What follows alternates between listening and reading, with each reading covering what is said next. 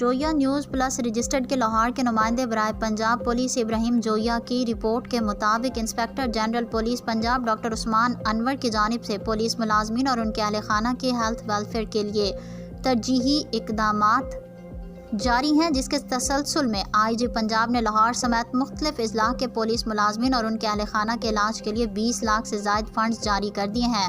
تفصیلات کے مطابق وہاڑی پولیس کے لیے انسپکٹر محمد جاوید کو آنکھوں کے علاج کے لیے 6 لاکھ روپے دیے گئے۔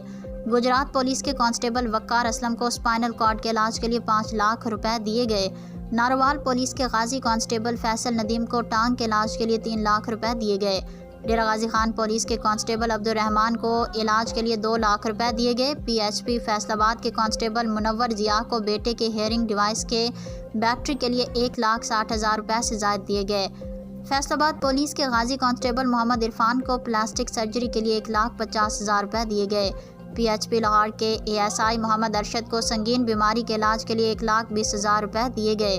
Additional I G finance and welfare Muhammad Riaz Nazir Gara نے مذکورہ بالا کیسز آئی جی پنجاب کو فنڈز اجرا کے لیے بھجوائے تھے۔ آئی جی پنجاب ڈاکٹر عثمان انور نے فورس کے ہیلتھ ویلفیئر کے لیے اقدامات جاری رکھنے کا حکم دیتے ہوئے کہا، پولیس ملازمین اور ان کے اہل خانہ کو صحت سے متعلقہ مسائل کے علاج معالجے میں ہر ممکن ریلیف دیا جائے۔ ڈاکٹر عثمان انور نے کہا کہ بحیثیت سربراہ پاکستان پنجاب پولیس فورس کے بہترین ویلفیئر میری اولین ترجیحات میں شامل ہے اور اس سلسلے میں تمام دستیاب وسائل کو بروئے کار لا کر اقدامات یقینی بنائے جا رہے ہیں۔